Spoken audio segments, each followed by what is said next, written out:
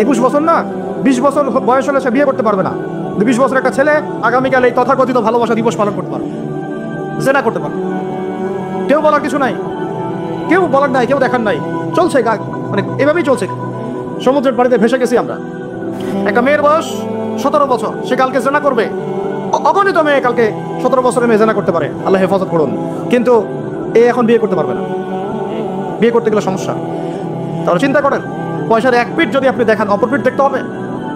এক পিঠে যদি এই সমস্যা হয়, অপর পিঠে কি করতে সেটা দেখতে হবে, আমাকে বুঝতে হবে। বিয়ে কঠিন হয়ে গেল, জেনা সহজ হয়ে গেল। আবার বাসায় ধরেন একটা পুরুষের সামর্থ্য আছে, চাহিদাও বেশি, সামর্থ্য আছে অনেক, চাহিদাও বেশি। সমাজে বিধবা মেয়ে পড়ে আছে, তালাকপ্রাপ্তা মেয়ে পড়ে আছে, এতিম মেয়ে পড়ে আছে, বিয়ে করার মানুষ নাই। এখন সমাজে যদি কোনো সৎ পুরুষ একাধিক বিয়ে করে, তাকে সমাজে বাঁকা চোখে দেখা হবে। কিন্তু এই পুরুষে যদি বিয়ে না করে বাইরে আরো 10টা মেয়ের সাথে অকাম কুকাম করে, তাকে কিচ্ছু বলা হবে। বলেছি আমি, কোরআন একদিকে, সুন্নত একদিকে, ইসলাম একদিকে, সমাজ, এই সমাজের তাকদির খারাপ। এভাবেই নবী সাল্লাল্লাহু আলাইহি ওয়াসাল্লাম পেরেশান ছিলেন কিভাবে সমাজের মানুষকে ফেরানো যায়। আজকে আমরাও পেরেশান। আল্লাহ পাক সবার আগে আমাকে ইসলাহ দান করেন, আমার পরিবারকে দান করেন, আমাদের প্রত্যেক দিনই ভাই বোনকে দান করেন এবং ইস্তেকামাত দান করেন। আল্লাহুম্মা সাব্বিতনা ওয়াজআলনা হাদিয়ান ওয়া মাহদিয়া, আমিন ইয়া রাব্বাল আলামিন।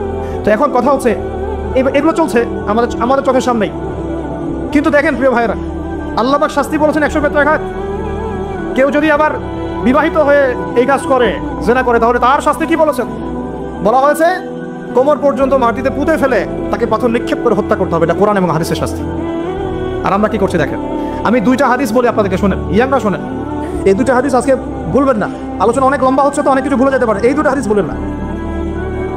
একটা হচ্ছে 3 জন ব্যক্তি একবার একটা গুহায় আটকা পড়ছে। 3 জন বন্ধু বা ভাই তার একটা গুহার মধ্যে আটকা পড়ে গেছে। ঝড় হচ্ছে, গুহার মুখটা বন্ধ হয়ে গেছে পাথর দিয়ে, বের হওয়ার কোনো জায়গা নাই। এখানে নিশ্চিত মৃত্যু, কোনো সুযোগই নাই বাঁচা। তারা অনেক চেষ্টা করে বের হতে পারলো না। শেষমেশ তারা বলছে যে আমাদের যদি কোনো নেক আমল থাকে, সে নেক আমলের ওসিলা করে আল্লাহর কাছে দোয়া করি, আল্লাহ চাইলে আজকে আমাদেরকে বাঁচাতে পারে।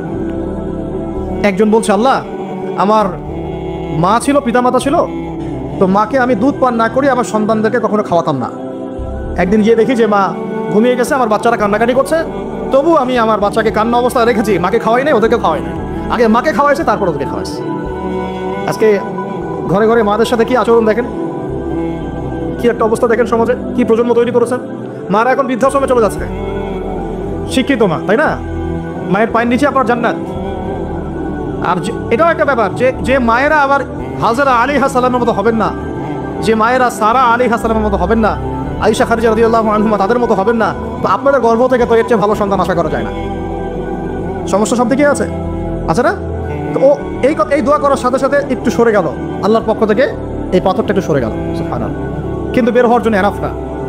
এরপরে আরেকজন দোয়া করছে যে আল্লাহ, আমার একজন কর্মচারী ছিল, টাকা পাইতো আমার কাছে কিছু, তো সে একদিন বেতন নামিয়ে চলে গেছে, টাকাটা দিয়ে আমি কিছু পশু কিনেছি, মানে গবাদি পশু। এই গবাদি পশু 2টা থেকে 4টা, 4টা থেকে 8টা হতে হতে অনেকগুলো হয়েছে। একদিন অনেক দিন পর সে আসছে, এসে বলছে আমার টাকা দাও। সে বলছে যে এই সবগুলো পশু তোমার, নিয়ে যাও।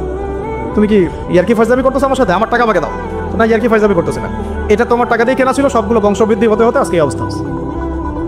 আল্লাহ, তোমার সন্তুষ্টির জন্য যদি এই কাজ করে থাকি, আল্লাহ আজকে আমাকে এই বিপদ থেকে বাঁচাও। পাহাড়ের মুখ থেকে পাথরটা একটু সরে গেল, বের হওয়ার জন্য যথেষ্ট না। 3য় ব্যক্তি, আমি এটাই বলতে চাচ্ছিলাম, ইয়াংরা শোনেন ভালো করে। 3য় ব্যক্তি সেজদায় পড়ে আল্লাহকে বলছে, হাত তুলে আল্লাহকে বলছে, আল্লাহ, আমার একজন খুব সুন্দরী চাচাতো বোন ছিল, কাজিন, আমি তাকে পাইতে চাইতাম। বুঝেন না, পাইতে চাইতাম মানে কি? তাকে পেতে চাইতাম, অফার করতাম। সে রাজি হয় না। একদিন সে বলল যে 100 স্বর্ণমুদ্রা দিতে পারলে আমি রাজি, 100 স্বর্ণমুদ্রা দিতে পারলে আমি রাজি। এখন তো এদেরকে স্বর্ণমুদ্রাও দেওয়া লাগে না, এমনিই রাজি নাকি? জেনা করার জন্য কি এমনিই রাজি? খালি একটু, আসলে সত্যি কথা বলতে কি, একটা মেয়ে যদি চায় যে আমি আমার ইজ্জত ধরে রাখবো, কোনো ছেলের ক্ষমতা নাই সেই ইজ্জত নষ্ট করে।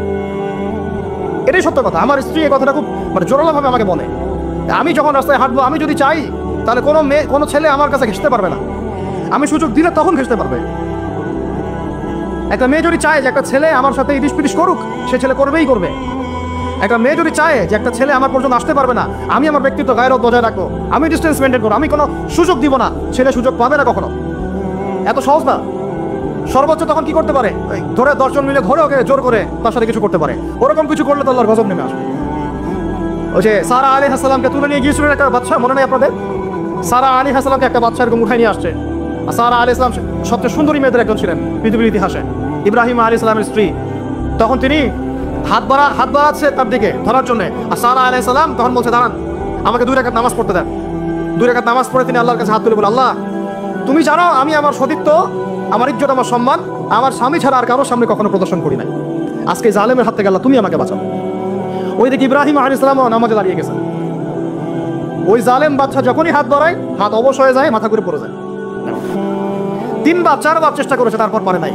শেষে বলেছে, তোমরা আমার কাছে কাকে নিয়ে আসছো, নিয়ে যাও আমার সামনে থেকে।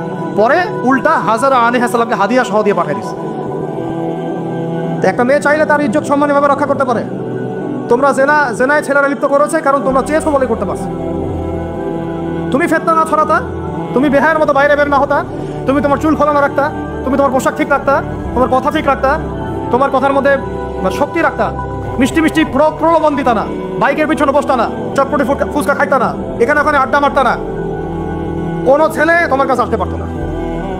তোমরা এই কাজ করেছো, ছেলে আসতে পেরেছে। আপনারা তো কিছু হলে ছেলেদেরকেই দোষ দেন। ছেলেরা তো এমনি আকর্ষিত হবেই। আমি একজন ছেলে হিসাবে বলতেছি, এটা না তো বিষয়টা। একটা ছেলের ফিতরত এটা যে তার কাছে সবচেয়ে সুন্দর মনে হবে একটা মেয়েকে। এটা একটা ছেলের ফিতরত, স্বভাব ধর্ম, এটা চুম্বকের মতো আকর্ষণ করবে। আর এর উপর যখন আপনি এটাকে ফ্রি অ্যাক্সেস করে দিবেন, লাইসেন্স করে দিবেন, বেপরদায় বের হবে, গায়ের জামা কাপড়ে ঠিক তাই, হ্যাঁ, তারপর কথাবার্তা মিষ্টি মিষ্টি প্রলোভিত টানতেছে, সিডিউস করতেছে, তখন তো একটা ছেলে মিসগাইডেড হইতেই পারে, স্বাভাবিক। ছেলেরও দোষ আছে, কিন্তু অবশ্যই এখানে মেয়েরও দোষ আছে। আমরা তো অনেক সময় ঢাকা শহরে দেখি রাত 10টা 12টা বাজতেছে, আমরা মাহফিল করে যাচ্ছি, কোনোদিন বাসায় ফিরতে 1টা 2টা 3টাও বাজে, রাত 3টার সময় ছেলে মেয়ে বাইকে করে ঘুরতেছে ঢাকা শহর। তো ওই মেয়েটার কি বাসায় বাবা নাই, ভাই নাই, কোনো স্বামী বা কেউ নাই, মারও কেউ নাই? তো আমরা সুযোগ দিচ্ছি বলেই তো আমাদের ঘর পর্যন্ত ঢুকতে পারছে। সবার আগে মেয়েদেরকে শক্ত হইতে হবে। আর মেয়ের বাবা যারা, আমি তো নিজেও মেয়ের বাবা, আমরা বাচ্চাদের সাথে সময় কাটাই আর ভাবি যা কি যে হবে ভবিষ্যতে আল্লাহ ভালো জানেন, কিভাবে মেয়েকে মানুষ করব, কিভাবে সতীত্ব রক্ষা করবে আমাদের মেয়েরা। যা চলতেছে অনেক মাদ্রাসার মেয়ে পর্যন্ত নষ্ট হয়ে গেছে। আপনারা জানেন না তো, আমরা জানি কথা, মাদ্রাসায় পড়ুয়া বহু মেয়ে নষ্ট হয়ে গেছে। যতদিন পর্যন্ত এদের হাতে মোবাইল ফোন ছিল না, ইজ্জত ঠিক ছিল। মোবাইল ফোনটা যখনই ঢুকেছে, ইজ্জত নষ্ট হয়ে গেছে বহু মেয়ের। আমি এরকম জানি, বলতে চাচ্ছি না। যাই হোক, ওই জায়গায় আসেন, ওই ছেলেটা তখন 100 স্বর্ণমুদ্রা অর্জন করেছে, কষ্ট করে আর্ন করেছে। যে আপনাদেরকে বলে যে নিজের পায়ে দাঁড়াও, তারপরে তোমার সাথে রাজি। সে অনেক কষ্ট করে 100 স্বর্ণমুদ্রা অর্জন করে মেয়ের কাছে গিয়েছে, চাচাতো বোনকে বলেছে যে স্বর্ণমুদ্রা নাও, এখন বলো তুমি রাজি না। সে মেয়ে বলছে হ্যাঁ ঠিক আছে। তো এখন দুজনের মধ্যে যা হওয়ার তাই হচ্ছে, অ্যাডাল্ট আপনারা সবাই বুঝেন। কিন্তু এখন মূল যে কাজটা, স্বামী স্ত্রীর যে মূল মিলন, এই মিলনটা করার জন্যে সেই ছেলেটা বসছে। হাদিসের মধ্যে আসছে এভাবে, 2 পায়ের মাঝখানে বসে পড়ছে ছেলেটা, এখনই জাস্ট শুরু করবে। তখন ওই মেয়েটা বলে উঠছে যে হে আল্লাহর বান্দা, আল্লাহকে ভয় করো, আমি আমার সতীত্ব কখনো নষ্ট করি নাই, তুমি আল্লাহকে ভয় করো। এই কথাটা যখনই বলছে, তখন ওই ছেলের মনের মধ্যে এমনভাবে একটা রিয়াকশন জন্ম নিয়েছে, আল্লাহর পক্ষ থেকে এমন একটা নূর আর হেদায়েত চলে আসছে, ওই অবস্থা থেকে ছেলেটা উঠে চলে গেছে এবং স্বর্ণমুদ্রাও দিয়ে দিচ্ছে যে স্বর্ণমুদ্রাও আমার দরকার নেই, যা। এবার সেই গুহার মধ্যে বন্দী অবস্থায় আল্লাহর কাছে হাত তুলে দোয়া করতেছে, আল্লাহ তুমি যদি জানো ওই কাজটা আমি তোমার সন্তুষ্টির জন্য করেছিলাম, আজকে আমাকে এই সাক্ষাৎ এই মৌতের হাত থেকে বাঁচাও। সাথে সাথে এই পাহাড় পাথর সরে গেছে। এটা আমি এই কারণে বললাম, যদি আমি জেনা থেকে বেঁচে থাকতে পারি, ইনশাআল্লাহ তাআলা আল্লাহ পাক সাক্ষাৎ মৃত্যুর মতো এই আযাব থেকেও, বিপদ থেকেও আল্লাহ বাঁচাতে পারে। এটা একটা হাদিস, সবাই মনে রাখবেন। দ্বিতীয় একটা বলি, এটা আমাদের সব বিবাহিতদের জন্য। আজকে তো বিবাহিতরাও অভাব নাই। আর আমি আশ্চর্য হয়ে যাই যে বিবাহিত একটা ছেলে, বিবাহিত একটা পুরুষ তার স্ত্রীকে এভাবে বেহায়ের মতো কিভাবে সবার সামনে শো করতে পারে। বিয়ে আপনি করলেন, মোহর আপনি দিলেন, সম্পদ আপনার, তার সতীত্ব আপনার, তার সম্ভ্রম আপনার, আপনি নিজে কেন ওকে এভাবে সবার সামনে উত্থাপন করতেছেন? টিকিট আপনি কাটলেন, সিনেমা সবাই দেখবে, ব্যাপারটা এরকম। কি অবস্থা! আবার কোনো কোনো ঘরে দেখা যায় স্বামীরা কন্ট্রোল করতে চাচ্ছে, কিন্তু মেয়ে বা স্ত্রী কন্ট্রোলে থাকতে চায় না। স্বামীকে বলে তুমি বেশি হুজুর হয়ে গেছো, বেশি হুজুর হয়ে গেছো। এই যুগে এগুলো চলে, এটা আধুনিকতার মডার্ন যুগ। এই করতে করতে আমাদের সমাজে পরকীয়া ছড়ায় পড়ছে। এখন পরকীয়া বলতে কি হাদিসটা কথা মাথা আসছে। আল্লাহ নবী সাল্লাল্লাহু আলাইহি ওয়াসাল্লামের একজন সাহাবী, মহিলা সাহাবী, কি সাহাবী বলেন? এরকম ঘটনা দুই একটা ঘটেছে, আমি একটা বলতেছি খালি। মদিনা মহিলা সাহাবী কোনো একভাবে এরকম একটা অঘটন ঘটে গেছে। মানুষ তো হতে পারে, মানুষ তো পাপ করবে, তাই না? হতে পারে। এখন তিনি গর্ভবতী হয়ে গেছেন। নবী সাল্লাল্লাহু আলাইহি ওয়াসাল্লামের কাছে এসে বলছেন, ইয়া রাসূলুল্লাহ তাহিরনি, আমাকে পবিত্র করেন, আমি অনেক বড় অন্যায় করে ফেলেছি। নবী সাল্লাল্লাহু আলাইহি ওয়াসাল্লাম মুখ ঘুরিয়ে নেন, মুখ ঘুরিয়ে নিয়ে বলেন যে বাসায় যাও, তওবা করো, আল্লাহ মাফ করে দিবে। নবীজি শুনতে চাচ্ছেন না, কারণ শুনলে কোর্টে মামলা আসলে তো বিচার করতে হবে। তিনি বলছেন যে বাসায় যাও, বাসায় যা মাফ, আল্লাহকে ইস্তেগফার করো, আল্লাহ মাফ করে দিবেন। আবার এদিক দিয়ে ঘুরে আস, ইয়া রাসূলুল্লাহ আমাকে পবিত্র করেন, আমি অন্যায় করে ফেলেছি। এভাবে কয়েক দফার পরে নবীজি বলছেন, তুমি কি অন্যায় করেছো? এমন কোনো কাজ কি তুমি করেছো? সুরমা দানিতে সুরমা নেয়ার সময় আমরা যেভাবে নেই, এরকম কোনো কাজকে তুমি করেছো? মানে উনি শব্দটা উচ্চারণ করলেন না মুখ দিয়ে, একটা এক্সাম্পল মিসাল দিয়ে বুঝালেন, তুমি কি এরকম কোনো কাজ করেছো? অ্যাডাল্টারি কোনো কাজ করেছো? তো তিনি বলছেন, হ্যাঁ আমি গর্ভবতী হয়েছি। নবী সাল্লাল্লাহু আলাইহি ওয়াসাল্লাম আমার বিচার করে দেন। তিনি বলছেন যে বাসায় যাও, আগে সন্তান জন্ম দাও, তারপরে দেখা যাবে। সন্তান জন্ম হলো, সেই মহিলা আবার এসেছেন সাহাবী, ইয়া রাসূলুল্লাহ আমার বিচার করে দেন। বলছেন সন্তান জন্ম হয়েছে, হ্যাঁ। এখন সন্তান কি করে? দুধ পান করে। দুধ পান করাও, 2 বছর দুধ পান করাও, তারপরে বিচার করে দেবো। 2 বছর দুধ পান করা শেষ, সন্তান এখন শক্ত খাবার খেতে পারে। কোলে করে সন্তানকে নিয়ে আসছেন। নবী সাল্লাল্লাহু আলাইহি ওয়াসাল্লামকে বলছেন যে ইয়া রাসূলুল্লাহ, এই যে আমার বাচ্চা দেখেন খেতে পারে, এখন একে আমার বিচার করে দেন। দেখেন তাদের পরকালের কনসেপ্টটা কেমন ছিল, তাদের পরকালের চেতনা কেমন ছিল। এবার নবী সাল্লাল্লাহু আলাইহি ওয়াসাল্লাম বলেন, তোমাদের মধ্যে কে আছো এই বাচ্চার দায়িত্ব নিতে পারো? একজন আনসারী সাহাবী বলছেন, আমি। বাচ্চা তার কোলে দিলেন, দিয়ে বলেন, এই তাকে নিয়ে যাও, নিয়ে গিয়ে অমুক জায়গায় নিয়ে তাকে রজম করো। কি করো? রজম মানে কি ভাই? কোমর পর্যন্ত মাটিতে গেঁথে দিয়ে পাথর নিক্ষেপ করে, এই রজম করতে গিয়ে তার গা থেকে রক্ত ফিনকি বের হয়ে কোন একজন সাহাবীর, সম্ভবত খালিদ ইবনে ওয়ালিদ রাদিয়াল্লাহু আনহুর জুব্বার মধ্যে গিয়ে লেগেছে। তো তিনি কিছুটা তাচ্ছিল্যের স্বরে একটা বাক্য প্রয়োগ করেছেন যে ছি, এটা কেমন হলো? হ্যাঁ, মানে কিছু বলেন নাই, জাস্ট একটা রিয়াকশন দিয়েছেন যে এত। নবী সাল্লাল্লাহু আলাইহি ওয়াসাল্লাম এই কথাটাই বলতে চাচ্ছি আমি। তিনি বলেছেন, হে খালিদ, তুমি থামো, তুমি তাকে এভাবে করো না, আন্ডারএস্টিমেট করো না। এই নারী এই অপরাধ করার পরে যে পরিমাণ ইস্তেগফার করেছে, আল্লাহর কাছে তওবা করেছে, তওবা যদি মদিনাবাসীর মধ্যে ভাগ করে দেওয়া হয় তাও কম হবে। এই ঘটনা একটা ঘটেছে, আরেকজন সাহাবীর সাথে ঘটনা ঘটেছে, পুরুষ সাহাবী। নবীজি বলেছে, তোমরা তাকে তাচ্ছিল্য করো না, কারণ আমি দেখছি সে এখন জান্নাতে সাঁতার কাটতেছে। আর আমরা এই যে পরকিয়া, দেখেন পরকিয়া করলে, পরকিয়ার মাধ্যমে কেউ যদি ব্যভিচার করে ফেলে, নাউযুবিল্লাহ, তাহলে এই পৃথিবীতে বাঁচার অধিকারটা সে হারায় ফেলে। পৃথিবীতে কি হয়? বাঁচার অধিকারটা সে হারায় ফেলে। যে কেউ যদি সমকামিতা করে, এই পৃথিবীতে বাঁচার অধিকারটা সে হারায় ফেলে। নবীজি স্ট্রেট বলেছেন, ফাকতুলুল ফাইলা ওয়াল মাফউলা বিহি, যে করবে যার সাথে করা হবে দুটাকেই হত্যা করে ফেলো। কেউ যদি ধর্ষণ করে, বাঁচার অধিকারটা হারায় ফেলে।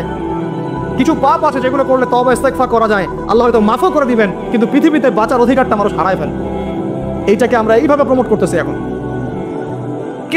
কে এগুলো নিয়ে ফিকির করে? এখন মনে করে যেটা তো আধুনিকতা। অনেকে ওয়াইফ, একটা শব্দ আছে ওয়াইফ সুইপিং, একজনের ওয়াইফকে আরেকজনকে দিবে, ওর ওয়াইফকে সে নিবে, রাত কাটাবে। নাউযুবিল্লাহ, এটা পশ্চিমা সভ্যতা থেকে আসতেছে, জানেন? চোখ কান খোলা রাখেন। আমরা নিজের অনেক ধার্মিক সাজার চেষ্টা করতেছি, কিন্তু সমাজটা নষ্ট হয়ে যাচ্ছে। এটাকে সংস্কার করার দায়িত্ব আমাদের। এর উপরে তো আবার বাণিজ্য আছে, মানে এটা তো বাণিজ্যিক একটা প্ল্যাটফর্ম হয়ে গেল। যত বেশি পারো বাণিজ্য করো। এটা উপলক্ষে অমুক ছাড়, এইটা উপলক্ষে তমুক, এইটা উপলক্ষে অমুক নাটক, এটা উপলক্ষে অমুক গান, এই উপলক্ষে অমুক সিরিয়াল, এই উপলক্ষে অমুক টেলিফিল্ম। এই যে বাণিজ্য, এগুলো কিন্তু কর্পোরেট জগতে যারা থাকে, এই কর্পোরেট সেকশনের মানুষের একটা বাণিজ্য, একটা দিবসকে কেন্দ্র করে বিশাল একটা বাণিজ্য করে আপনার ইমান আমার কোথায় যায়, ওর পকেটে টাকা আসলেই হলো। আল্লাহ রাব্বুল আলামিন আমাদের সবাইকে এই চলমান জাহেলিয়াতগুলোর বাস্তবতা বোঝার তৌফিক দান করেন। অনেক কথা ভাই, বলতে গেলে অনেক কথা, একদিনের কথা বলবো। আমরা দোয়া করি আল্লাহ পাক কক্সবাজার এলাকায় এমন একটা দিনের মার্কাজ আমাদেরকে করার তৌফিক দান করেন, যেখান থেকে ইনশাআল্লাহ দিনের আলো পুরা কক্সবাজার সহ পাহাড়ি পার্বত্য এলাকা ছড়িয়ে পড়বে ইনশাআল্লাহ। সমাজ সংস্কার না করতে পারলে আমরা বাঁচতে পারবো না। আপনাদের মধ্যে যাদের সামর্থ্য আছে, কেউ জমি দিয়ে হলে সাহায্য করেন, কারো যদি সামর্থ্য থাকে অর্থ দিয়ে হেল্প করেন, কারো বুদ্ধি আছে বুদ্ধি দিয়ে, পরামর্শ দিয়ে সহযোগিতা করেন। দিনের স্বার্থে, আল্লাহর জন্য, তার রাসূলের দিনকে টিকিয়ে রাখার স্বার্থে, সমাজের জাহিলিয়াতগুলো দূর করার স্বার্থে দিনই মার্কাজগুলো প্রতিষ্ঠা করার কোনো বিকল্প নেই। অযথা একদিনের মাহফিল দিয়ে আমি আসলাম চলে গেলাম, 1 বছর অবশ্যই আমার দেখা নাই, আপনি সমাজ সংস্কার করতে পারবেন না। এভাবে দিন কায়েম হয় না। ইকামতে দিন অনেক কঠিন বিষয়, প্রত্যেক দিন প্রত্যেক রাতের মেহনতের উপর দাঁড়ায় থাকবে ইনশাআল্লাহ। আল্লাহ পাক আমাদেরকে এই বেহায়া দিবসকে বর্জন করা তৌফিক দান করুন। এই পশ্চিমাদের ফাঁদ থেকে আল্লাহ আমাদেরকে বাঁচায় রাখে। আল্লাহ রাব্বুল আলামিন আমাদের সবাইকে যেন এই জেনা, ব্যভিচার, পরকিয়া, তারপরে সুদ, মাদক, সমকামিতা, ট্রান্সজেন্ডার এই সমস্ত ফেতনা থেকে আল্লাহ আমাদেরকে হেফাজত করেন। আমাদের যুবক যুবতীদেরকে আল্লাহ খাস করে এই চলমানে জাহিলিয়াতগুলো থেকে হেফাজত করেন। আমি প্রত্যেক পরিবারের কর্তা সতর্ক হয়ে যান। প্রত্যেক পরিবারের যে ভাই আছেন, যে বাবা আছেন, সতর্ক হয়ে যান। আপনার পরিবারটাকে আপনি শক্ত হাতে দমন করেন, কঠোরভাবে। দেখবেন ইনশাআল্লাহ অ্যাটলিস্ট আপনার ঘরটা পবিত্র রাখেন। সবাই যার যার পরিবারের দায়িত্ব নেই, ইনশাআল্লাহ দেখবেন সমাজ ঠিক হয়ে গেছে। আমার স্ত্রীকে আমি এইসব করতে দিব না, ওর ক্ষমতা আছে করবে, করলে ওকে আমি তালাক দিয়ে রেখে দেব, শেষ, সোজা কথা। ও আমরা এইভাবেই কথা বলি বাসায়, এক কথায় চলবে, এক কথায় উঠবে, এক কথায় বসবা, দ্বিতীয় কথা যেন বলতে না হয়। একদিন একটা ইস্যু নিয়ে মানে ঝগড়া তুল করা হয়ে গেল, আমি রাগ কন্ট্রোল করতে পারলাম না। বলছিলাম যে হাত মোজা ভালো করে পড়তে, হাত কথা বলার সময় দেখেন যদি আমি হাতে উঁচু করি দেখা যায় এতটুকু। আমি বাসায় গিয়ে বলছিলাম যে হাত মোজা খুব ভালো করে এই পর্যন্ত পড়তে, এইটুক নিয়ে মনে হয় আমি 10 মিনিট ঝাড়ি দিয়েছি, মানে বকা দিয়েছি আর কি। একদম মাথা নিচু করে শুনছে, একটা কথা বলে নাই। আমি আমার পরিবারটা ঠিক করলে কেন আমার মানে স্ত্রী বাইরে যাবে, কিভাবে যাবে? আমি বলতেছি না যে সে বাইরে যাইতে পারবে না, প্রয়োজনে তার প্রয়োজন পূরণ করতে পারবে না, এমন তো না বিষয়টা। বেপরদায় এভাবে যাবে কেন? বেপরদায় ফিতনার মধ্যে কেন যাবে? আমার মেয়ে, আমি জন্ম দিলাম, আমি বড় করতেছি, আমি খাওয়াই, মানে আমি খাওয়াই বলতে মানে কি, আমরা উপার্জন করি, আমরাই খেতে খাওয়াই নাকি? আমরা ওসিলা না রিজিকের, আমরা কামাই রোজগার করে নিয়ে আসি। আমি খাওয়াই বলতে বোঝাচ্ছি আমরা কামাই রোজগার করে নিয়ে আসি, আমাদের ভালোবাসা দিই, মহব্বত করি, তিলে তিলে আদর মহব্বত দিয়ে বড় করি। আমার মেয়ে কেমন করে বাইরে যায়? কেমন করে বাইরে যাবে? কোন সাহসে যাবে? আমি বাবা হয়ে বেঁচে থাকতেও কিভাবে যেতে পারবো? গেলে ওকে একদম খাবার বন্ধ করে দিবে। আমার ছেলে বালেগ হয়েছে, নামাজে যাবে না কেন? যাবে না কেন? যদি না যায় আমি ওর খাওয়া বন্ধ করে দিব। শাসন করতে হবে সবসময়, কিন্তু মিষ্টি কথা চিরা ভিজে না। আল্লাহ পাক কোরআনের মধ্যে হেদায়েত দিতে উৎসাহিত করেছেন, এখানেই আবার আইনগুলো নাজিল করেছেন। মানে সবসময় মানুষকে দাওয়াত দিয়ে বুঝিয়ে সুঝিয়ে কাজ হয় না, মাঝে মাঝে পিটান লাগে না? শাসন লাগে না? লাগে। তো আমরা যদি আমাদের পরিবারের মেয়েদেরকে নিয়ন্ত্রণ করতে পারি, ছেলেদেরকে নিয়ন্ত্রণ করতে পারি, দেখবেন আস্তে আস্তে ইনশাআল্লাহ এটা কমে গেছে। আর যদি এভাবেই গা ছাড়া দিয়ে দেন, আমি বলেছি বেশি দিন লাগবে না, আর 10টা বছর পরে নাউজুবিল্লাহ আমরা আশ্রয় চাই আল্লাহর কাছে, এমনটা যেন না হয়। দেখবেন যে এটা এমন হারে বেড়ে গেছে যে ঘরে ঘরে সমকামিতা ঢুকে যাইতে পারে, নাউজুবিল্লাহ। এই তারাত, এই সংখ্যা দিন দিন বাড়তেছে। আপনাদের শহরে, আপনাদের এই অনেক এই যে এখানে আমি অনেক মাহফিল করেছি, অনেকেই আমাকে চিরকুট দিয়েছিলেন যে ভাই এখানে সমকামিতা বেড়ে যাচ্ছে, এই বিষয়ে কিছু বললেন। চিন্তা করেন, ভিতরে ভিতরে এগুলো চলতেছে, হোটেলে চলতেছে। আপনারা ভালো মানুষে যে বসে থাকলে হবে না, এত ভালো মানুষ হতে আল্লাহ পাক বলেন নাই। আল্লাহ পাক বলেছেন সৎ কাজ আদেশ করো, অসৎ কাজে কি করো? নিষেধ করো। এবং আপনি আপনার জায়গায় আল্লাহ বিরোধী কোনো কিছুকে প্রশ্রয় দিবেন না। ব্যাস, সরকার কোথায় যায় যাক, প্রশাসন কি করে করুক, ওটা আমার দেখার দরকার। আমি আমার জায়গা থেকে আল্লাহ এবং রাসূলের বিরোধী কোনো কাজ করবো না, সিম্পল। এই যে ইতিহাসটা ওরা জানতো না, এই সেন্ট ভ্যালেন্টাইন্স ইতিহাসটা ওরা জানে? এই যে কত সালে এটা বাংলাদেশে আসছে, ওরা আসলে জানে? কে নিয়ে আসলো? দেখেন, ওটা বললামই, ওটা আনার পরে জেনা, ব্যভিচার, ফ্রেমিক্সিং, বাণিজ্য সব বেড়ে গেল। এটাকে কেন্দ্র করে কর্পোরেটরা এখন বাণিজ্য করতেছে। শুধুমাত্র এই দিবসে, শুনেন, আর এগুলো বলতে চাইনি, আমি বলতে বাধ্য হচ্ছি, শুধুমাত্র এই দিবসে কোটি কোটি টাকার কন্ডম বিক্রি হয়, জানেন? এটা শুধু কয়েকটা কান্ট্রির পরিসংখ্যান। সারা বিশ্বের পরিসংখ্যান দিলে তো আপনার চোখ কপালে উঠে যাবে। কি হচ্ছে আর কি হচ্ছে না। যেখানে আল্লাহ রাব্বুল আলামিন বলছেন চোখ নিচু করো, কাছেও যেও না, ওটা তো কোরআনে পড়ে থাকলোই, ওটাকে লঙ্ঘন করে জেনা হচ্ছে, ব্যভিচার হচ্ছে, অবৈধ সম্পর্ক হচ্ছে, প্রচুর ধর্ষণ হবে কালকে। আর ধর্ষণ হলে আমি বলবো শুধু ছেলেটা দায়ী না, মেয়েরাও দায়ী আছে। তোমাকে মাহরাম ছাড়া কে বের হইতে বলছে? মাহরাম ছাড়া একটা মেয়ের হজ ফরজ না।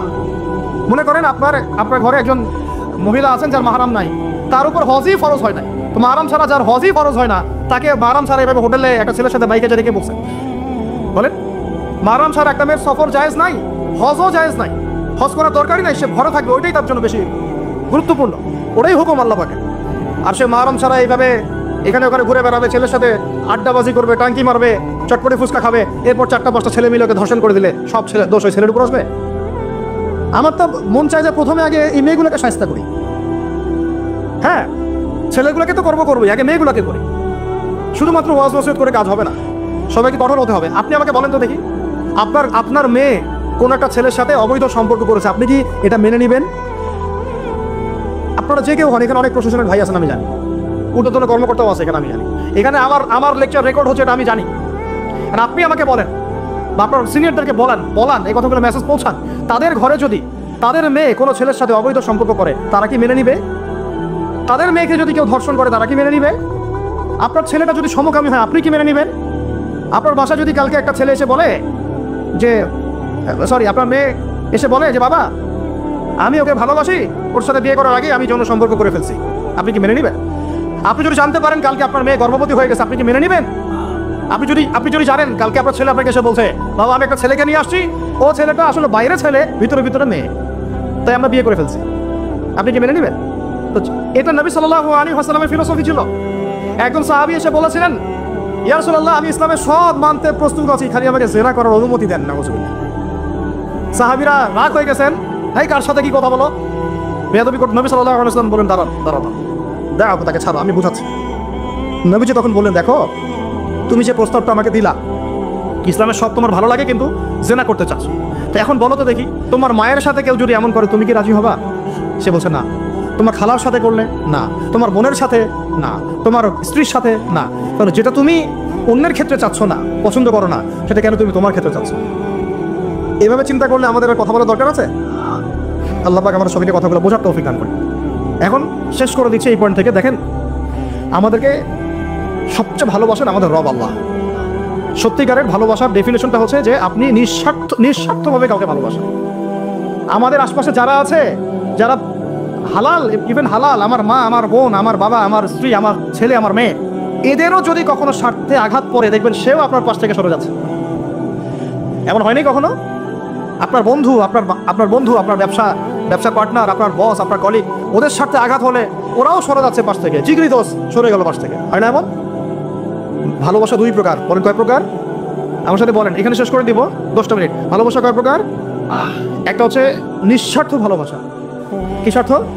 কোনো স্বার্থ নাই, নিঃস্বার্থভাবে ভালোবাসা। আরেকটা হচ্ছে কোনো না কোনো স্বার্থ জড়িত আছে এমন ভালোবাসা। আপনার স্ত্রীর চাহিদাও যদি আপনি পূরণ করতে ব্যর্থ হন, দেখবেন স্ত্রীর সাথে আপনার গন্ডগোল লেগে যাচ্ছে, যদিও সে হালাল বৈধ, তাই না? এমন হয় না অনেক সময়? আমি তো অনেকদিন বলেছি, অনেকদিন আগেও বলেছি, 5 বছর 6 বছর আগে, যে মানুষ আসলেই মানুষের অবস্থানকে মূল্যায়ন করে, ভিতর থেকে মানুষকে শুধু মূল্যায়ন করে আল্লাহ রাব্বুল আলামিন। না হলে কি হতো? এই যে এত অন্যায় আমরা করেছি, আল্লাহ পাক কি আমাদেরকে ছেড়ে দিয়েছেন, ফেলে দিয়েছেন, গজবে ধ্বংস করে দিয়েছেন? এই যে আল্লাহ পাক যে আমাদেরকে মহব্বত করেন, ভালোবাসেন, তার প্রমাণ এগুলো। আল্লাহ পাক চান যে আমরা যেন ফিরে আসি। আল্লাহ পাক বলছেন সারা দুনিয়ার সমান গুনাহও যদি সে করে ফেলে, আসমানের সমানও গুনাহ করে ফেলে, খালি তওবা করে ফিরে আল্লাহকে বলবে আস্তাগফিরুল্লাহাল্লাযী লা ইলাহা ইল্লা হুয়াল হাইয়ুল কাইয়্যুম ওয়া আতুবু ইলাইহি। আল্লাহ পাক বলছেন খালেস তওবা করলে গুনাহ তো মাফ করে দিবই, আগের গুনাহগুলোকে নেকি দিয়ে পরিবর্তন করে দিব। তা ভালোবাসা না? আল্লাহ পাক সৃষ্টি করেছেন আমাদেরকে ভালোবেসে। কোরআন খুলেন, সূরা সাদ পড়েন, সূরা সাদের মধ্যে দেখবেন আল্লাহ বলছেন খালাকতু বিয়াদি মা মানাআকা আল্লা তাসজুদা খালাকতু বিয়াদাই, মানে তুমি ইবলিস কেন তাকে সিজদা করলে না যাকে আমি নিজ হাতে সৃষ্টি করেছি? এটা মহব্বতের বহিঃপ্রকাশ না? আল্লাহ আমাদেরকে নিজ হাতে সৃষ্টি করেছেন। আল্লাহ পাকের হাত কেমন এটা আমরা ব্যাখ্যা করতে যাব না, এর হাতের অর্থ কি সেটাও ব্যাখ্যা করার তাওয়িল করার দরকার নাই। কোরআনে আসতে যেভাবে সেভাবে আমরা ঈমান রাখবো, ঠিক আছে ভাই? এখানে আবার অনেক তালগুল বাগায় ফেলে এবং বিভ্রান্ত হয়ে যায়, এদিকে যাওয়ার দরকার নেই। এখানে বোঝানো হচ্ছে আল্লাহ রাব্বুল আলামিন আমাদেরকে মহব্বত করে সৃষ্টি করেছে। এই পুরো সৃষ্টি জগৎটাই তো আল্লাহর মহব্বতের বহিঃপ্রকাশ, সবকিছু এত নিপুণভাবে চলতেছে, এটা মহব্বতের বহিঃপ্রকাশ না? আমি আপনাদেরকে নিয়ে যদি কোনোদিন কক্সবাজারের সৈকতে তারা দেখাতে পারতাম, তাহলে আমি বুঝাইতে পারতাম আপনাদেরকে যে এই মহাবিশ্বটা টিকে আছে কিভাবে। তারার মধ্যে একটা গাণিতিক ক্যালকুলেশন আছে যেটা সবাই জানে না, যারা একটু অ্যাস্ট্রোনমি নিয়ে পড়াশোনা করেছে তারা জানে। আপনার মানে মাথার বিবেকই উল্টা যাবে যে এত সূক্ষ্মভাবে কিভাবে আল্লাহ রাব্বুল আলামিন এই মহাবিশ্ব সৃষ্টি করলেন। এক চুল এদিক ওদিক হলে পুরো বিশ্ব কায়নাত ধ্বংস হয়ে যাইত। এটা কি আল্লাহ পাকের মহব্বতের পরিপ্রকাশ না? আল্লাহ পাক তো বরং বলেছেন পুরো সৃষ্টি পরিবারটাই আল্লাহর আল্লাহর পরিবারের অন্তর্ভুক্ত। সুবহানাল্লাহ। এমনকি আল্লাহ পাক আমাদেরকে বলেছেন তোমরা জমিনবাসীর সবার উপর রহম করো, ইরহামু মান ফিল আরদ ইয়ারহামুকুম মান ফিস সামা। তোমরা সবার উপর রহম করো, দয়া করো। দয়া রহম এটা তো মহব্বতের একটা অংশ। তোমরা সবার উপর দয়া করো, রহম করো, মহব্বত করো। এটা কি হবে? তাহলে আল্লাহ পাক আসমানে যিনি আছেন আল্লাহ পাক তোমাদের উপর রহম করবে ইনশাআল্লাহ। আমরা সেই মহান সত্তার ভালোবাসা থেকে বের হয়ে হারাম এই যৌন ভালোবাসার দিকে যাওয়ার চেষ্টা করেছি। আসলে এটা ভালোবাসা না, যৌনতা, এর দিকে যাওয়ার জন্য এইসব করছে। আল্লাহ পাক আমাদেরকে মাফ করে যেন হেদায়েত দান করে। আল্লাহ পাক কত ভালোবাসেন এটা নিয়ে বলতে গেলে আজকে রাত শেষ হবে। এখানে আল্লাহ রাব্বুল আলামিন আদম আলাইহিস সালামকে সৃষ্টি করেছেন, করে সমস্ত নাম শিক্ষা দিয়েছেন। নাম মানে হলো ইলম। নাম মানে কি? ভালো না বাসলে আল্লাহ পাক কাউকে সবচেয়ে সেরা কিছু দান করেন।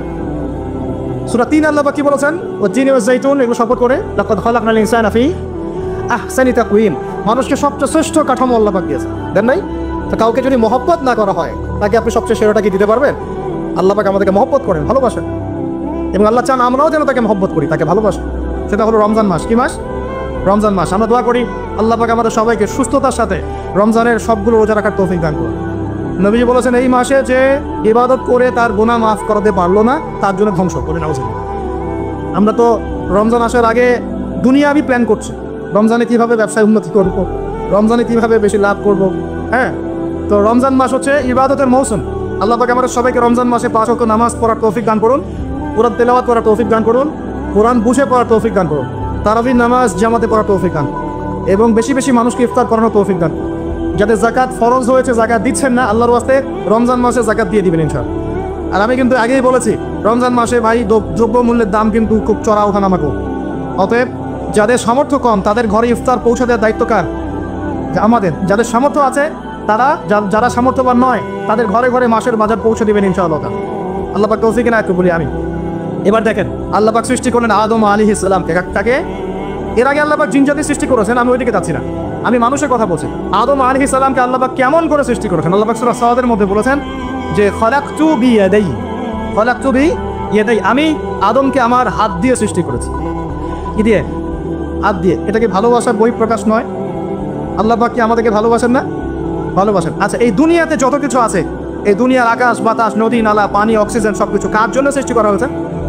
গরু ছাগলদের জন্য, মানুষের জন্য। মূল দায়িত্ব কার? মূল অধিকার কার? মানুষের নয় কি? তাহলে এই পুরো বিষয়গুলো কি আল্লাহ পাকের ভালোবাসার বহিঃপ্রকাশ নয়? হ্যাঁ। আচ্ছা, এবার আসেন আল্লাহ পাক আদম আলাইহিস সালামকে সৃষ্টি করে সমস্ত নাম শিক্ষা দিয়েছেন। এই যে নাম শিখানো মানে জ্ঞান শিখানো, এই জ্ঞান শিখানোটা কি আল্লাহর দয়া ভালোবাসা নিদর্শন নয়? একটু ধরে দিচ্ছি আপনাদের। এবার সামনে আসেন, আল্লাহ পাক ফেরেশতাদের সামনে তাকে উপস্থাপন করলেন, করে বললেন সব ফেরেশতা তোমরা যারা আছো সিজদা করো আদমকে। এই যে আমাদের পিতাকে সম্মানিত করা হচ্ছে, এটা কি ভালোবাসার বহিঃপ্রকাশ নয়? এবার আমাদের পিতাকে সম্মানিত করা হলো, ইবলিস সিজদা করলো না, সে কিয়াস করলো, বাতিল কিয়াস যুক্তি দিল আমি তার চেয়ে শ্রেষ্ঠ ইত্যাদি। আল্লাহ পাক ইবলিসকে অভিশপ্ত করলেন, আমাদের পিতা একে জান্নাতে রাখলেন। এই যে জান্নাতে রাখলেন, এটা কি আল্লাহ পাকের ভালোবাসা নয়? এবার আল্লাহ পাক আদম আলাইহিস সালামের পাঁজর থেকে সৃষ্টি করলেন তার স্ত্রী হাওয়া আলাইহিস সালামকে। ওই যে শুরুতে বলেছি স্রষ্টা একা থাকতে পারলেও সৃষ্টি কি পারবে? এই জন্য আদম আলাইহিস সালামের পাঁজর থেকে তার স্ত্রীকে সৃষ্টি করা হয়েছে, উভয়ের মাঝখানে ভালোবাসা দিয়ে দেওয়া হয়েছে। বলেন সুবহান। এই জেনা ভালোবাসার নিদর্শন নয়, বিয়ে শাদী হচ্ছে ভালোবাসার নিদর্শন। আল্লাহ পাক বলেছেন সূরা রুমের মধ্যে ওয়াজআলা বাইনাহুমা মাওয়াদ্দাতা ওয়া রাহমা, আমি আল্লাহ স্বামী স্ত্রীর মধ্যে ভালোবাসা এবং হৃদ্যতা সৃষ্টি করে দিয়েছি। বলেন সুবহান। তার মানে এই হারাম সম্পর্ক যেটা দেখছেন এটা হলো একটা জেনার পথ। আর যখন আমরা হালালভাবে বিয়ে শাদী করবেন, আপনারা করবেন, তখন দেখবেন আল্লাহ পাকের পক্ষ থেকে ভালোবাসা সৃষ্টি হয়ে যাবে ইনশাআল্লাহ। অতএব ওয়াদা করতে পারি তো আল্লাহর কাছে যে নিজের চরিত্রকে পবিত্র রাখবো ইনশাআল্লাহ, হারাম কোনো সম্পর্কে যাবো না ইনশাআল্লাহ, কোনো সহি প্রেমেও যাবো না ইনশাআল্লাহ। এটা সহি প্রেম আবার কি জিনিস? দিনী ভাই দিনী বোনের মধ্যে এখন প্রেম চলে, এগুলো হয় না মাঝে মাঝে? এগুলোও বন্ধ, এগুলো বন্ধ করতে হবে। হালাল উপার্জনের সোর্স হয়ে গেলেই, হালাল উপার্জনের সোর্স হয়ে গেলেই দিনদার মেয়েদেরকে বিয়ে করে ফেলবেন ইনশাআল্লাহ। অন্য কোনো পথে যাবেন না, কোনো হারাম পথে যাবেন না। ওয়াদা করেন ইনশাআল্লাহ? রাজি আছেন তো ইনশাআল্লাহ? আল্লাহ কবুল করুন, আমিন। আর বিয়ের সময় অবশ্যই দিনদারিতা দেখবেন, অন্য কিছু না, অন্য কিছু পরে, দিনদারিতা আগে। দিনদারিতা আছে, নামাজ পড়ে, পর্দা করে, মাশাআল্লাহ সব দিক ঠিক আছে, তারপরে দেখবেন আপনি অন্য কিছু, তার আগে নয়। কথা ঠিক আছে? একইভাবে মেয়েদের ক্ষেত্রেও, যে আগে দেখবেন না ছেলে কত বড় চাকরি করে, ছেলে কত বড় বাড়ি আছে, গাড়ি আছে, পরে আগে দেখবেন ছেলে নামাজে কিনা, সুন্নত আছে কিনা, ইসলামের জন্য তার সফট কর্নার আছে কিনা, ইসলাম প্র্যাকটিস করে কিনা, এগুলো আগে দেখবেন। এগুলো না দেখলে কি হবে জানেন? বিয়ের 1 বছর 2 বছর পরেই বুঝতে পারবেন দুনিয়াটা জাহান্নাম হয়ে গেছে। নাউজুবিল্লাহ।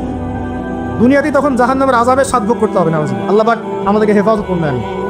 তো এই যে আল্লাহ পাক আদম আলাইহিস সালামের পাঁজর থেকে সৃষ্টি করলেন কাকে, এবং ভালোবাসা দিয়ে দিলেন উভয়ের মাঝখানে, এটা কি আল্লাহ পাকের দয়া নয়? আল্লাহ পাক ভালোবাসেন না? এবার দেখেন গাছের কাছে যেতে নিষেধ করলে, আমি কিন্তু শর্ট করে বলছি, গাছের কাছে যেতে নিষেধ করলে তোমরা জান্নাতে থাকো, খাও, যা ইচ্ছা করো, কিন্তু ওয়ালা তাকরাবা হাদিহিশ শাজারা, এই গাছের কাছেও যাবেন। একটা পরীক্ষা, জাস্ট একটা পরীক্ষা। এখানে কিন্তু বলা হচ্ছে গাছের কাছেও যাবে না, বলা হচ্ছে না যে গাছের ফল খাবে না। ঠিক যেমন আল্লাহ বলেছেন তোমরা জেনার কাছেও যাবে না, আল্লাহ পাক কিন্তু বলেন নাই জেনা করবে না, আল্লাহ পাক বলেছেন তোমরা জেনার কাছেও যাবে না। তো এখান থেকে আমরা এই হুকুমটার কঠোরতা বুঝতে পারি। তো প্রিয় ভাইরা, এখানে আমাদের পিতামাতা শয়তানের বড় করে পড়ে গেলেন। কেন পড়লেন? শয়তান ওয়াসওয়াসা দিল যে আমি কি তোমাদেরকে এমন গাছের কথা বলে দিব যে গাছের কাছে গেলে বা যার ফল খেলে তোমরা চিরস্থায়ী জীবন পাবে এবং তোমরা ফেরেশতা হয়ে যাবে, এরকম কথা বল, এবং তোমরা কোনোদিন মরবে না। হাল আদুল্লুকা আলা শাজারাতিল খুলদি ওয়া মুলকিন লা ইয়াবলা, এই দুটো ওয়াসওয়াসা, চিরস্থায়িত্বের ওয়াসওয়াসা এবং অমরত্বের ওয়াসওয়াসা দিয়ে আমাদের পিতামাতাকে নিয়ে গেল। এখন আমাদের পিতামাতা কি ফল খেয়েছিলেন কি খান নাই? আচ্ছা, এখন আল্লাহ পাকের দৃষ্টিতে অন্যায় হয়েছে কিনা?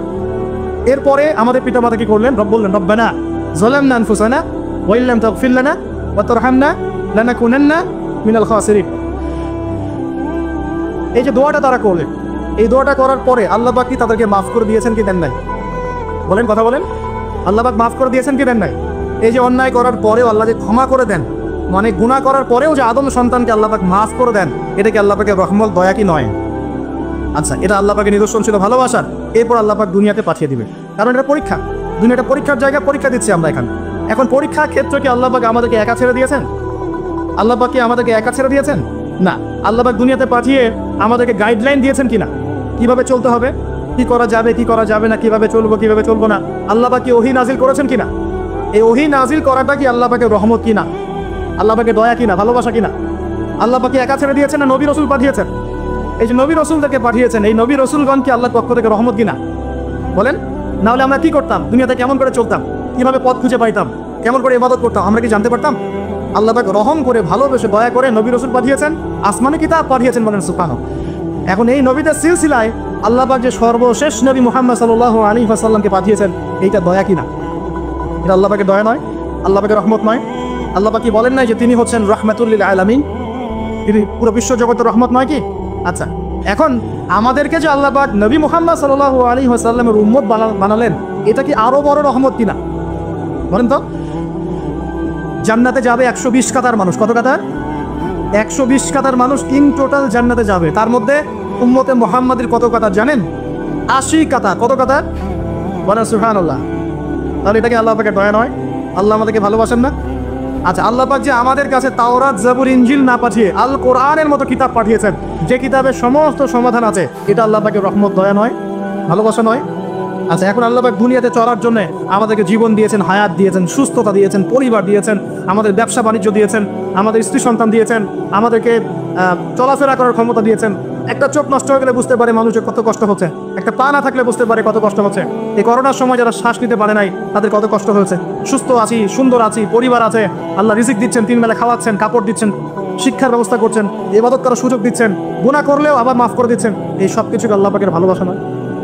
এই ভালোবাসাগুলো কি নিঃস্বার্থ ভালোবাসা না স্বার্থ ভিত্তিক ভালোবাসা? এই আল্লাহ পাকের কোনো স্বার্থ আছে? আল্লাহ পাক আমাদের কাছে কিছু চান? রিজিক চান, টাকা পয়সা চান? আল্লাহ পাকের যদি ইবাদত করে আমরা ছেড়ে দেই, আল্লাহর কোনো ক্ষতি হবে? আমরা ইবাদত করে ভাসিয়ে ফেললাম, আল্লাহর কোনো লাভ আছে? আল্লাহ পাকের শক্তি কি আরো বেড়ে যাবে না কমবে? নাকি যেমন আছে তেমনই থাকবে?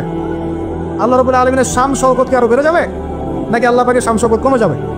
আল্লাহ রাব্বুল আলামিন যেমন, আল্লাহ পাক তেমনই থাকবেন, তাই নয় কি? আল্লাহ পাকের যে বিশাল খাজানা আছে, আমরা যদি ইবাদত করে ভাসিয়ে ফেলি, খাজানা কি বেড়ে যাবে?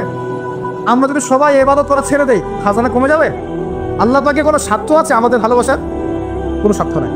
তাহলে আল্লাহ পাক এই পুরো বিশ্ব জগৎ সৃষ্টি করেছেন নিঃস্বার্থভাবে, তার স্বার্থ ছাড়া। এত অসংখ্য নেয়ামতে আমাদেরকে ভর্তি করে রেখেছেন আমাদের স্বার্থে, তার কোনো স্বার্থ নাই। কোনো স্বার্থ আছে? এই পরীক্ষায় পাশ করলে আমরা আবার জান্নাতে যাবো ইনশাআল্লাহ। ওই জান্নাতে যাওয়ার পরে কি আমাদের স্বার্থ থাকবে না আল্লাহ পাকের স্বার্থ থাকবে? সুবহানাল্লাহ। এই এতটুকু যদি বুঝতে পারি, আল্লাহ পাক একমাত্র সত্তা যিনি আমাদেরকে প্রকৃত অর্থে ভালোবাসেন। বাকি যত কিছু আছে আমাদের চারপাশে, এই ভালোবাসাগুলোর পিছনে একটা একটা স্বার্থ থাকে। কথা বুঝতে পারছেন না? সন্তানকে অনেক ভালোবাসেন, বুঝলাম, পিতামাতা, কিন্তু এই সন্তান যদি আপনার মনের মতো করে না চলে, একসময় কিন্তু আপনিও সন্তানের উপর রুষ্ট হবেন না? স্ত্রীর জন্য এত কিছু করছেন, দেখবেন কোনো একদিন আপনি করতে পারলেন না, দেখবেন সেদিনই আপনাকে একদম ধুয়ে রেখে দিলেন। এমন হয় কি না? তা আমাদের ভালোবাসাগুলোর পিছনে কোনো স্বার্থ থাকে কি না? আর এই যে জেনা চলছে, এই জেনার মধ্যে মূল স্বার্থটা কি? যৌনতা। মূল স্বার্থ কি? ছেলেও চায় মেয়েকে ভোগ করতে, মেয়েও চায় ছেলেকে ভোগ করতে, এবং বলে না না এটা পবিত্র ভালোবাসা, আমরা বিয়ে করার জন্যই জেনা করেছি না হুজুর, তাই না? বলে না আমরা তো বিয়ে করবো, সমস্যা কি? ফ্রি মিক্সিং করলে কি সমস্যা? তাহলে বিয়ে যদি করবা, তাহলে মেলামেশা বিয়ের পরেই করো, ব্যাস, নিঃস্বার্থ প্রমাণ হবে। বিয়ে যদি করার উদ্দেশ্য থাকে, তাহলে বিয়ের আগে আর দেখা সাক্ষাৎ করো না, কথাবার্তা বলো না, একবার বিয়ে করো তারপরে করো, তখন দেখবেন না না এটাতে রাজি না, তার মানে স্বার্থ এখানে আছে। তাহলে নিঃস্বার্থভাবে কে আমাদেরকে ভালোবাসে? অতএব প্রিয় ভাইয়েরা এবং বোনেরা যারা শুনছেন লেকচার, নিঃস্বার্থভাবে যে সত্তা আমাদেরকে ভালোবাসেন, সেই সত্তাকে ভালোবাসতে শিখুন। আল্লাহ পাক তৌফিক দান। এখন আল্লাহ পাক আমাদেরকে কিছু কিছু ক্ষেত্রে ভালোবাসতে বলেছেন, যেমন আল্লাহ পাক তার দিনকে ভালোবাসতে বলেছেন, আল্লাহ পাক তার নবীকে ভালোবাসতে বলেছেন, আল্লাহ পাক আমাদের পিতামাতাকে ভালোবাসতে বলেছেন, আল্লাহ পাক আত্মীয়তার সম্পর্ক রক্ষা করতে বলেছেন, আল্লাহ পাক রক্তের সম্পর্ক বজায় রাখতে বলেছেন, আল্লাহ পাক স্ত্রী সন্তানকেও ভালোবাসতে বলেছেন। আল্লাহ পাক কিন্তু তার রাস্তায় জানমাল ব্যয় করে আল্লাহর পথে দাওয়াত এবং জিহাদ করতে বলেছেন। এখন এগুলো আল্লাহ বলেছেন বলে আমরা করব, আল্লাহ পাক ভালোবাসতে বলেছেন বলে আমি ভালোবাসি, কিন্তু উদ্দেশ্য হবে আল্লাহর সন্তুষ্টি অর্জন করা। আমি কেন আমার মাকে ভালোবাসি? বিকজ আমার মায়ের পায়ের নিচে আমার জান্নাত। আল্লাহ ভালোবাসতে বলেছেন তাই বাসি। আমি কেন বাবাকে ভালোবাসি? আল্লাহ ভালোবাসতে বলেছেন তাই ভালোবাসি। আমি কেন আমার স্ত্রীকে ভালোবাসবো? কারণ আল্লাহ পাক ভালোবাসতে বলেছেন তাই বাসি। আমি কেন আমার সন্তানকে ভালোবাসবো? আল্লাহ পাক বলেছেন নেককার সন্তান আমার জন্য ওসিলা হবে, এই জন্য ভালোবাসি। আল্লাহ পাক আমাকে বলেছেন নবীকে ভালোবাসতে, আমি নবীকে ভালোবাসি। আল্লাহ পাক যে বিষয়গুলোকে ভালোবাসতে বলেছেন আমরা অবশ্যই ভালোবাসবো। কিন্তু আল্লাহ পাক কি আমাকে হারাম এই 14ই ফেব্রুয়ারির এই ভ্যালেন্টাইন্স ডেকে ভালোবাসতে বলেছেন? আল্লাহ পাক ইহুদি খ্রিস্টানদের সংস্কৃতিকে ভালোবাসতে বলেছেন? আল্লাহ পাক জেনা করতে বলেছেন? এই ফ্রি মিক্সিং করতে বলেছেন? আল্লাহ পাক পতিতালয় রাত কাটাতে বলেছে? গার্লফ্রেন্ডকে ফুল দিতে বলেছে? আল্লাহ রাব্বুল আলামিন কি বলেছে বিয়ের আগে শারীরিক সম্পর্ক করো? আল্লাহ পাক বলেছে যে আজকে সকালে সম্পর্ক করো, কালকে ব্রেকআপ, তারপর আরেকটা মেয়ের সাথে, তারপর আরেকটা ছেলের সাথে? আল্লাহ পাক ফোনে ফোনে এসব প্রেম করতে বলেছে? আল্লাহ পাক এগুলো হারাম করেছেন, বাস আমি করবো না, সিম্পল। নিজের প্রবৃত্তি অনেক কিছু চাইবে, নিজের প্রবৃত্তিকে আল্লাহর সামনে আত্মসমর্পণ করার নাম হচ্ছে ইসলাম। মন যাচাই তা করা যাবে না। কেন? কারণ আমি কারাগারের জীবনে বসে আছি। কারাগারের মধ্যে মন যাচাই তাই করা যাবে। এই কাজগুলো কখন করব? আমি বিয়ে শাদী করার পরে করব। বিয়ে শাদী করবেন, আপনি স্ত্রীকে নিয়ে ঘোরেন, স্ত্রীকে নিয়ে আল্লাহর সৃষ্টি দেখেন, স্ত্রীকে নিয়ে আপনি বাইকে ঘোরেন, রিক্সায় ঘোরেন, চটপটি খান, ফুচকা খান, আইসক্রিম খান, কোনো সমস্যা নেই। এবার তো যুবকরা বলবো যে ভাই বিয়ে শাদী তো দেয় না, কি করবো? আমি পরামর্শ দিচ্ছি বড় ভাই হিসেবে, প্রথমে হালাল রিজিকের সোর্স করতে হবে। রিজিকের সোর্স না করে বিয়ে করা যাবে না, আত্মসম্মান থাকবে না। তাও পুরুষ মানুষের আত্মসম্মান কখন চলে যায়? যখন হাত পাততে হয় তখন। যখন আপনি রিজিকের সোর্স তৈরি করেছেন, আপনি স্বাবলম্বী, আপনি মাশাআল্লাহ মাসে 10-20-30 হাজার টাকা আর্ন করেন বা 1 লাখ 2 লাখ টাকা আর্ন করেন, আলহামদুলিল্লাহ, কারো কাছে হাত পাততে হয় না, সবাই দেখবেন আপনাকে সম্মান দিবে। যখন আপনার অন্যের কাছে হাত পাততে হবে তখন দেখবেন স্ত্রীও সম্মান করছে না। তো এই জন্য ডিগনিটি আগে, ডিগনিটি ফার্স্ট। আপনার ডিগনিটি অর্জন করতে হলে একটা হালাল উপার্জনের সোর্স লাগবে, এক। তারপরে পিতামাতাকে বোঝানোর চেষ্টা করবেন। যদি কাউকে পছন্দ করেও থাকেন, না দেখেই বা শুনে যে হ্যাঁ ওখানে একজন দিনদার মেয়ে ইত্যাদি, তাহলে পারিবারিকভাবে বিয়ের প্রস্তাব পাঠাবেন, নিজে পণ্ডিতি করতে যাবেন, পারিবারিকভাবে পাঠাবেন। যদি রাজি হয় আলহামদুলিল্লাহ, রাজি না হলে কি নিজে নিয়ে পালাই যাবেন? এই কাজ করতে যায় না। ইস্তেখারা করবেন। কি করবেন? ইস্তেখারা 2 রাকাত নফল নামাজ পড়ে আল্লাহর কাছে দোয়া করবেন। হিসনুল মুসলিম বইটা কিনবেন, ওখানে দেখবেন ইস্তেখারার দোয়া আছে। ইস্তেখারা মানে হচ্ছে আল্লাহর সাথে পরামর্শ করা। আল্লাহ আমি এই কাজটা করতে চাচ্ছি, যদি কাজটা আমার জন্য ভালো হয়, আমার দুনিয়া আখিরাতের জন্য ভালো হয়, আল্লাহ কাজটাকে তুমি সহজ করে দাও, আল্লাহ কাজটার মধ্যে বরকত দান করে দাও। আর যদি এই কাজটা দুনিয়া আখিরাতের জন্য খারাপ হয়, আল্লাহ তুমি কাজটাকে সরায় দাও, আমাকেও কাজটা থেকে সরায় দাও। এটা হচ্ছে ইস্তেখারা। এই দোয়া বেশি বেশি করলে ইনশাল্লাহ আল্লাহর পক্ষ থেকেই ফয়সালা হয়। আর এই জায়গায় বেশি ব্যতিব্যস্ত হবেন না। অনেক সময় কিন্তু ফ্যান্টাসিতে ভুগি আমরা, অস্থির হয়ে যাই। অস্থির হলেই ডিসিশন নিতে ভুল হবে, স্থির থাকতে হবে। নিজেকে স্থির রাখার জন্য কি করবেন? বেশি বেশি নফল রোজা রাখবেন। বেশি বেশি কি করবেন? নফল রোজা রাখবেন।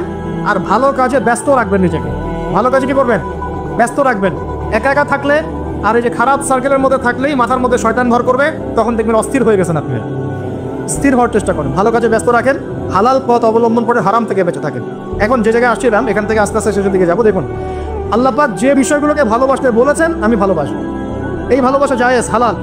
এই ভালোবাসার উদ্দেশ্য আল্লাহ সন্তুষ্টি অর্জন করা। এই ভালোবাসার উদ্দেশ্য এই নয় যে আমি যাকে ভালোবাসি তার কাছে আমি কিছু প্রত্যাশা করছি না, আমি কিছু প্রত্যাশা করছি না, আমি প্রত্যাশা করছি আল্লাহর সন্তুষ্টি। তখন দেখবেন সে আপনাকে কষ্ট দিলেও আপনি সবর করতে পারবেন। কেন সবর করতে পারবেন? কারণ আপনি তো আল্লাহর সন্তুষ্টির জন্য তাকে ভালোবাসছেন, আপনার তো কোনো স্বার্থ নাই। এখন আপনি দেখবেন রিল্যাক্স থাকতে পারবেন, সম্পর্ক টিকেও থাকবে এবং আপনি ক্ষমা করতে পারবেন মানুষকে। যখন নিজের চাওয়াটাকে আপনি ইনফোর্স করতে চাইবেন, তখন কিন্তু আপনি এই সম্পর্ক নষ্ট করে ফেলতে পারেন। আপনি হক পাচ্ছেন না। সামনে আসেন। এবার আমরা কি ওয়াদা করতে পারি যুবক ভাইরা, ইনশাআল্লাহ তাআলা আমরা হারাম পথে যাব না, হালাল পথে থাকবো। পশ্চিমাদের এই মদতপৃষ্ঠ এই শোকর ভালোবাসা দিবসের এই শোকে আমরা গা ভাসাবো না। আমরা কি ওয়াদা করতে পারি? আমরা কি ওয়াদা করতে পারি যে ইনশাআল্লাহ আমরা হালালভাবে বিয়ে শাদী করবো, কোনো হারামে যাবো না ইনশাআল্লাহ? এই সমাজ থেকে জেনা বন্ধ করতে হবে, এই সমাজ থেকে ফ্রি মিক্সিং বন্ধ করতে হবে, এই সমাজ থেকে সমস্ত পতিতালয়কে বন্ধ করতে হবে। বন্ধ করে আমরা সামাজিক উদ্যোগ নিয়ে প্রয়োজনে আমাদের পলিটিক্যাল পাওয়ারকে কাজে লাগিয়ে সমস্ত পতিতালয়গুলো বন্ধ করে ওই মেয়েদের রিজিকের জন্য আমরা বিকল্প ব্যবস্থা করবো ইনশাআল্লাহ। আমরা টাকা পয়সা একত্রিত করে তাদের জন্য কর্মসংস্থান করতে পারি না? এগুলো কাজ করে নারীর অধিকার প্রতিষ্ঠা করা যায় না?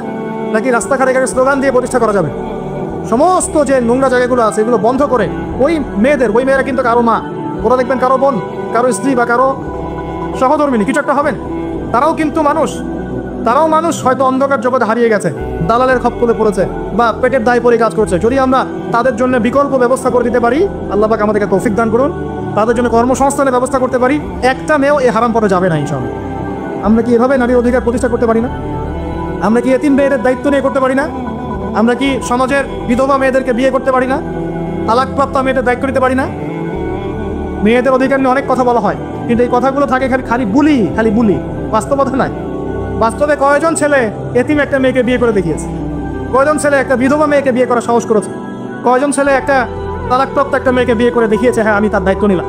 এবার দেখুন, শেষ করার আগে আমি এদিকে কয়েকটা পয়েন্টস বলে শেষ করছি। এখন আমরা বুঝতে পারলাম যে আল্লাহ পাক পুরো সৃষ্টি জগৎকে ভালোবাসেন। আল্লাহ পাক আমাকে ভালোবাসেন, আপনাকে ভালোবাসেন বলেই আজকে আপনি এখানে বসে আছেন।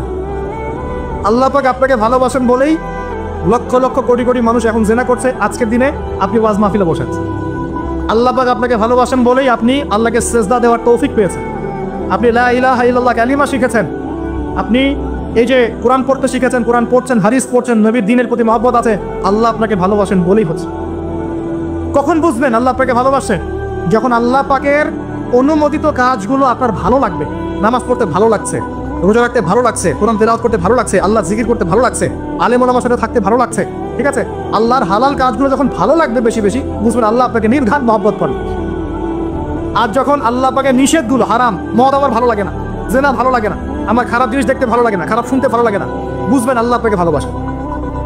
আর যখন দেখবেন খারাপের পিছনে আপনার ঝোঁক বেশি, দুর্নীতি করতে ভালো লাগে, সুদ খাইতে ভালো লাগে, ঘুষ খাইতে ভালো লাগে, কাউকে ঠকাইলে মনে আমি স্মার্ট হয়ে গেল, হ্যাঁ, মানুষের টাকা আত্মসাৎ করতে ভালো লাগে, নামাজ না পড়ে ঘুম দিতে ভালো লাগে, ঠিক আছে, রমজান মাসে বিড়ি টানতে ভালো লাগে, ঠিক আছে, মেয়ের সাথে যে টাঙ্কি মারতে ভালো লাগে, তখন বুঝবেন আল্লাহ আপনাকে এখনো ভালোবাসেন বা আপনি আল্লাহর ভালোবাসা পাওয়ার যোগ্যতা হারিয়ে ফেলেছেন। আল্লাহ পাক আমাদেরকে বোঝার তৌফিক দান করুন। এখন আসি, আল্লাহ পাক এবং তার রাসূল আমাদেরকে এমন কি কি কাজ বলেছেন যেই কাজগুলো করলে আমরা সরাসরি আল্লাহর ভালোবাসা পাবো, ঠিক নাই? আমি অল্প কয়েকটা কাজ বলে শেষ করছি। এক নাম্বার, আল্লাহ এবং তার রাসূল আমাদেরকে জানিয়েছেন আমরা যদি তাওহীদের উপর থাকতে পারি, একত্ববাদ, লা ইলাহা ইল্লাল্লাহ, আল্লাহর ভালোবাসা পাবো ইনশাআল্লাহ। যে ব্যক্তি শিরকের পাপে লিপ্ত আছে সে আল্লাহর ভালোবাসা পাবে না, যতক্ষণ না সে তওবা করে ফিরে আসে। অতএব আল্লাহর ভালোবাসা পাওয়ার জন্য এক নাম্বার কাজ কি ভাই? আল্লাহর তাওহীদের কালিমা লা ইলাহা ইল্লাল্লাহ এর উপর থাকা, শিরক বাদ দেওয়া। শিরক সম্পর্কে জানার জন্য একটা বই পড়েন, কিতাবুত তাওহীদ। কি নাম বললাম? কিতাবুত তাওহীদ। একটাই পড়েন, দেখবেন ইনশাআল্লাহ শিরক কাকে বলে, কত প্রকার, কি কোন কাজ করলে শিরক হয়, সব জানতে পারবেন ইনশাআল্লাহ। এই বইটা একটু কঠিন, এই বইটার ব্যাখ্যা বের হয়েছে, ব্যাখ্যা যুক্ত বই কিনবেন এবং যেগুলো বুঝবেন না ওলামায়ে কেরামকে জিজ্ঞাসা করবেন, কারণ সবগুলো কিন্তু বুঝতে পারবেন। এক নাম্বার। দুই, নবী সাল্লাল্লাহু আলাইহি ওয়াসাল্লামের অনুসরণ করলে আল্লাহ আমাদেরকে ভালোবাসবেন। দলিল, আল্লাহ পাক সূরা আলে ইমরানের মধ্যে বলছেন 31 নম্বর আয়াতে আল্লাহ বলছেন, কুল, হে নবী আপনি বলে দিন, ইন কুনতুম তুহিব্বুনাল্লাহ, তোমরা যদি, হে আদম সন্তান, হে উম্মতে মুহাম্মাদি, তোমরা যদি আল্লাহর ভালোবাসা পেতে চাও, ফাত্তাবিউনি, তোমরা আমাকে অনুসরণ করো। কাকে? আমাকে বলতে কাকে? রাসূলুল্লাহ সাল্লাল্লাহু আলাইহি ওয়াসাল্লামকে। তাহলে কি হবে? ইউহিব্বুকুমুল্লাহ, আল্লাহ পাকও তোমাদেরকে ভালোবাসবেন। বলি সুবহানাল্লাহ, আল্লাহ আমাকে ভালোবাসবেন ইনশাআল্লাহ। আর কি? ইয়াগফির লাকুম যুনুবাকুম, আল্লাহ পাক তোমাদের সমস্ত গুনাহ মাফ করে দিবেন।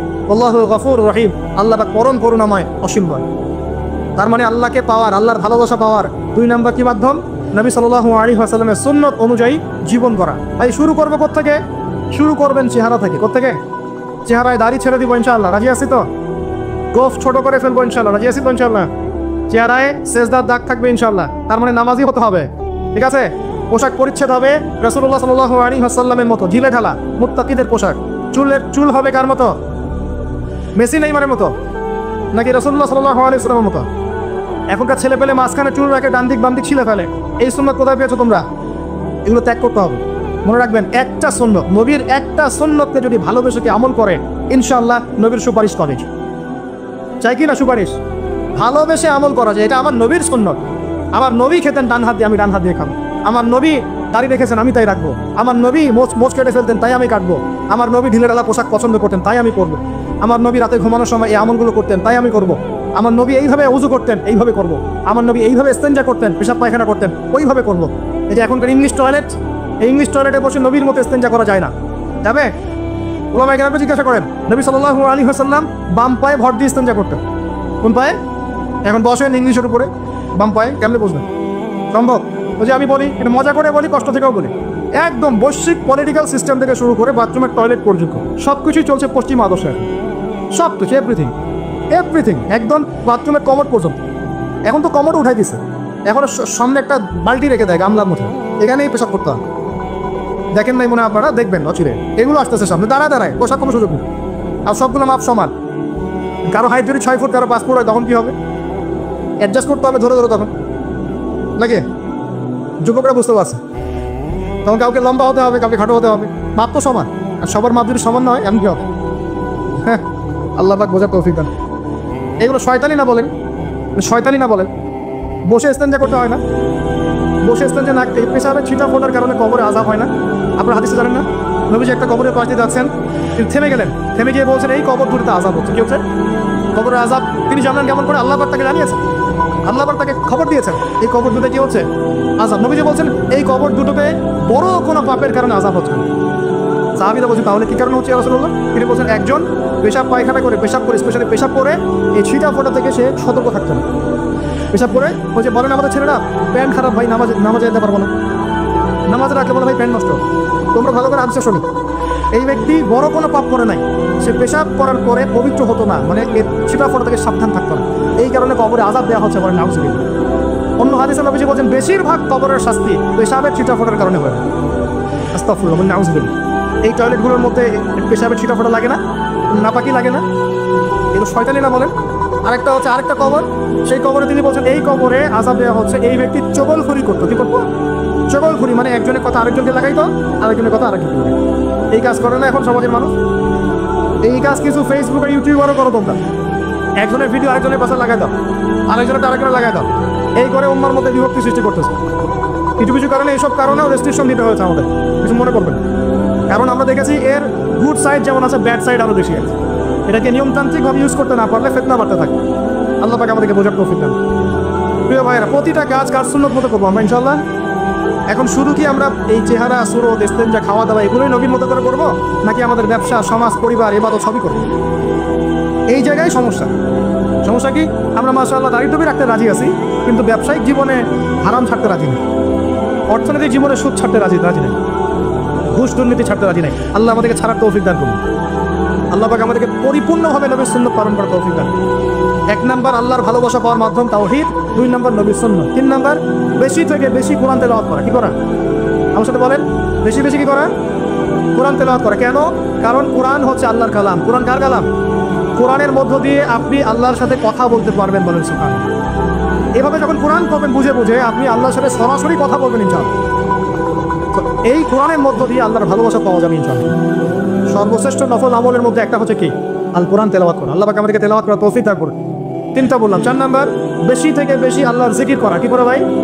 চলতে ফিরতে উঠতে বসতে অলওয়েজ সুবহানাল্লাহ, আলহামদুলিল্লাহ, লা ইলাহা ইল্লাল্লাহ, আল্লাহু আকবার, লা হাওলা ওয়ালা কুওয়াতা ইল্লা বিল্লাহ, এগুলো চলতে থাকবে। ঠিক আছে ইনশাআল্লাহ? চলতে ফিরতে পড়বেন আল্লাহুম্মা সাল্লি আলা মুহাম্মদ, আল্লাহুম্মা বারিক আলা মুহাম্মদ। ঠিক আছে? হাসবি আল্লাহু ওয়া নি'মাল ওয়াকিল, রাদিতু বিল্লাহি রাব্বান ওয়া বিল ইসলামি দীনান ওয়া বি মুহাম্মাদিন নাবিয়্যা। যত জিকির আজকার আছে চলতে ফিরতে অলওয়েজ পড়তে থাকবে। لا إله إلا الله وحده لا شريك له له الملك وله الحمد وهو على كل شيء قدير أستغفر الله الذي لا إله إلا هو الحي القيوم وأتوب إليه لا حول ولا قوة إلا بالله। এগুলো পড়তে থাকবে। যে যত বেশি আল্লাহ জিকির করবে আর কলবে আল্লাহ তত বেশি নূর দিবেন ইনশাআল্লাহ।